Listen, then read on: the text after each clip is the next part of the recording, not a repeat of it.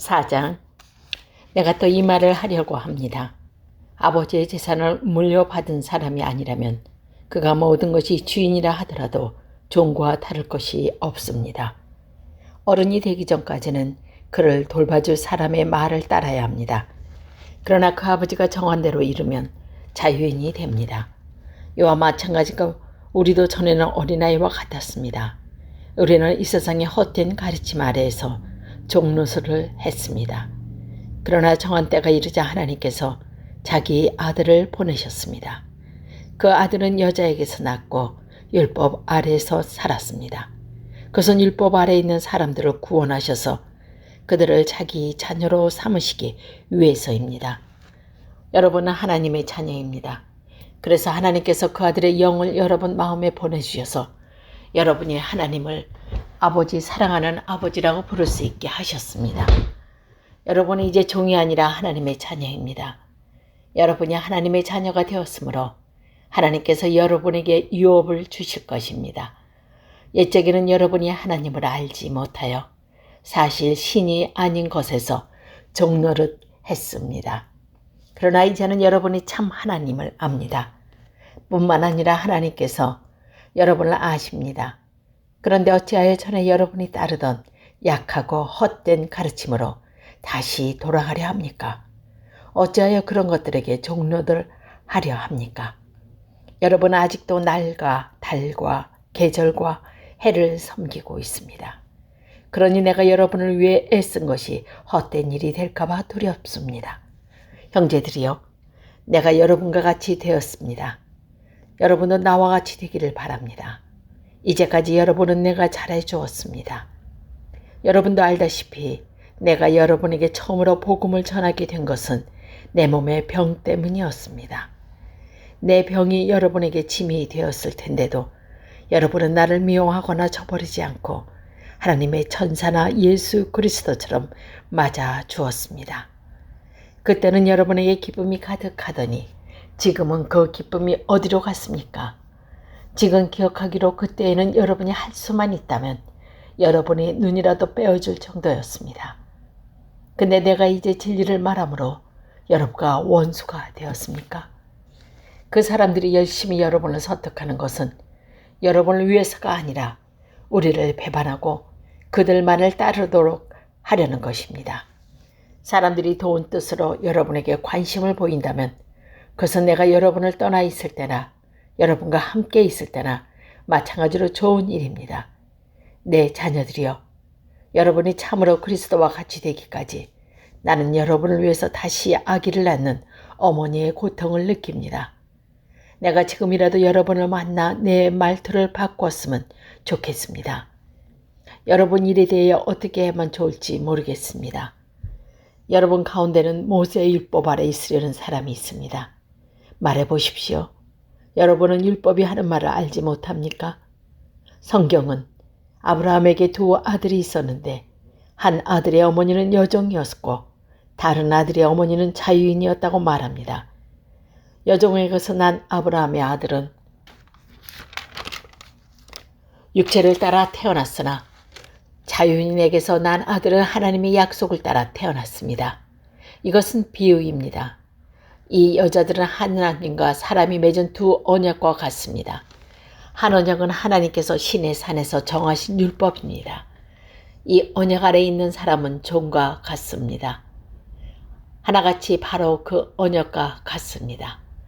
이 하갈은 아라비아에 있는 시내 산과 같으며 지금 이 땅에 있는 예루살렘과 같습니다. 하갈 자신도 종이며 그 후손들도 율법의 메인 종입니다. 그러나 위에 있는 하늘의 예루살렘은 자유스러운 여자와 같습니다. 그는 우리 어머니입니다. 성경에 이렇게 적혀 있습니다. 아기를 낳지 못하는 여자여 기뻐하여라. 아기를 낳는 고통을 느껴보지 못한 여자여 노래하며 외쳐라. 남편이 있는 여자보다 내 자녀가 더 많을 것이다. 형제들이여, 여러분은 이삭과 같이 하나님의 약속을 따라 태어난 하나님의 자녀입니다.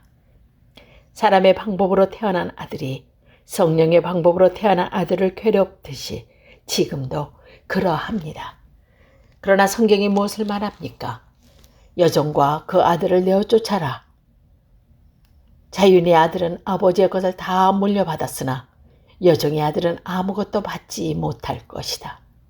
그러므로 형제들아, 우리는 여종의 자녀가 아니라 자유한 여자의 자녀입니다. 5장. 그리스도께서 우리를 해방시키셔서 우리를 자유롭게 되었습니다. 그러므로 굳게 서서 다시는 율법의 종이 되지 마십시오. 나 바울은 말을 들어보십시오. 여러분이 할례를 받고 율법으로 돌아간다면 그리스도는 여러분에게 아무런 도움이 되지 못합니다. 내가 다시 모든 사람에게 경고합니다. 여러분이 만약 할례를 받는다면 여러분은 율법 전체를 지켜야 합니다. 여러분이 율법을 지켜서 의롭다 함을 얻으려 한다면 여러분은 그리스도에게 끊어지고 하나님의 은혜에서 멀어지게 됩니다. 그러나 우리는 성령의 도우심을 받아 믿음으로 의롭다 여김을 받은 이 소망을 간절히 기다립니다. 우리가 그리스도 예수 안에 있다면 할례를 받았느냐 받지 않았느냐는 중요하지 않습니다. 중요한 것은 사랑으로 말미암아 나타내는 믿음뿐입니다. 여러분은 지금까지 잘 달려왔습니다. 근데 누가 여러분을 막아 진리를 따르지 못하게 합니까?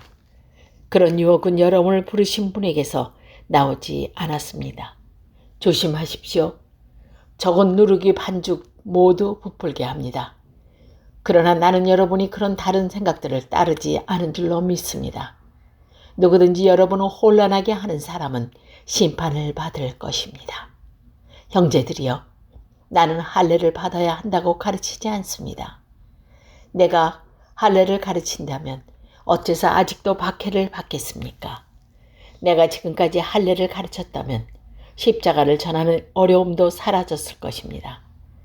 여러분은 어지럽히는 사람들을 차라리 스스로 고자가 되어 버리는 것이 좋겠습니다. 형제들이여, 하나님께서 여러분을 부르셔서 자유인이 되게 하셨습니다. 그러나 그 자유를 육체의 욕망으로 채우는 기회로 삼지 말고 사랑으로 서로 섬기십시오. 모든 율법은 내 이웃을 내 몸과 같이 사랑하여라 하신 계명 속에 다 들어 있습니다. 여러분이 서로 해치고 헐뜯는다면 양쪽 다 멸망할 테니 조심하십시오. 그러므로 내가 말합니다. 성령을 따라 사십시오. 그러면 육체의 욕망을 따라 살지 않게 될 것입니다. 육체의 욕망은 성령을 거스리고 성령이 바라시는 것은 육체의 욕망을 거스립니다. 이 둘은 서로 반대되는 것이므로 여러분의 욕망대로 살 수 없게 합니다. 성령께서 이끄시는 대로 살면 여러분은 육체 안에 있게 않게 됩니다. 육체가 하는 일은 분명합니다. 곧 음행과 더러움과 음란과 우상 섬기기와 마술과 미움과 다툼과 질투와 화내기와 이기심과 편 가르기와 분열과 시기와 술 취하기와 흥청거리는 잔치와 같은 것들입니다. 전에도 경고했지만 이제 다시 경고합니다. 이런 일을 하는 사람은 하나님의 나라에 들어가지 못합니다. 그러나 성령의 열매는 사랑과 기쁨과 평화와 오래 참음과 자비와 착함과 성실과 온유와 절제입니다. 이런 것들을 금지할 율법이 없습니다. 그리스도 예수께 속한 사람은 자기 육체를 정욕과 욕망과 함께 십자가에 못 박았습니다. 우리가 성령으로 새 생명을 얻었으므로 성령을 따라 살아야 합니다. 그리고 교만하지 말고 서로 다투거나 시기하지 말아야 합니다. 6장. 형제들이여, 여러분 가운데서 누구든지 죄 지은 사람이 있거든 신령함을 지닌 여러분의 온유한 마음으로 그를 바라잡아야 합니다. 그러나 여러분도 유혹에 빠지지 않도록 조심하십시오. 여러분은 서로 다른 사람의 짐을 들어주십시오. 그것이 그리스도의 법을 이루는 길입니다. 아무것도 아닌 사람이 무엇이나 된 것처럼 행동한다면 그것은 자기를 속이는 일입니다. 자기를 다른 사람과 비교하지 마십시오. 사람은 저마다 자기 일을 살펴야 합니다. 그러면 자랑할 일이 자기에게만 있을 것입니다. 사랑은 저마다 자기 일에 책임을 져야 합니다. 하나님의 가르침을 배우는 사람은 가르치는 사람과 모든 좋은 것을 나누어야 합니다. 스스로 속이지 마십시오. 하나님을 속일 수는 없습니다. 사람은 자기가 심은 대로 거둘 것입니다. 자기 육체의 욕심대로 심는 사람은 육체로부터 썩을 것을 거둘 것이며 성령의 뜻을 따라 심는 사람은 성령으로부터 영원한 생명을 거둘 것입니다. 선한 일을 하다가 낙심하지 말아야 합니다. 때가 이르면 영원한 생명을 거둘 것이므로 포기하지 말아야 합니다. 기회가 닿는 대로 모든 사람에게 선한 일을 해야 합니다.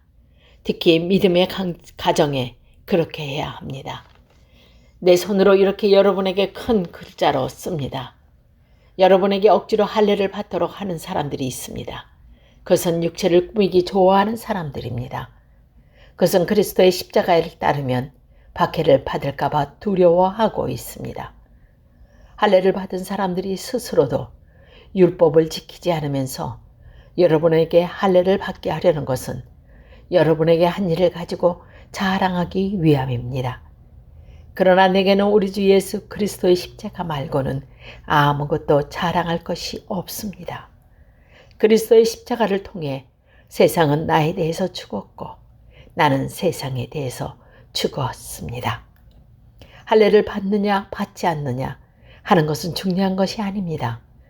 중요한 것은 하나님의 새로운 백성이 되는 것입니다. 이 규칙을 따르는 사람, 곧 하나님의 모든 백성에게 평화와 자비가 있기를 바랍니다. 그러므로 이제부터는 나를 괴롭히지 마십시오. 내 몸에는 그리스도 예수의 흔적이 있습니다. 형제들이여, 우리 주 예수 그리스도의 은혜가 여러분의 심령에 있기를 빕니다. 아멘.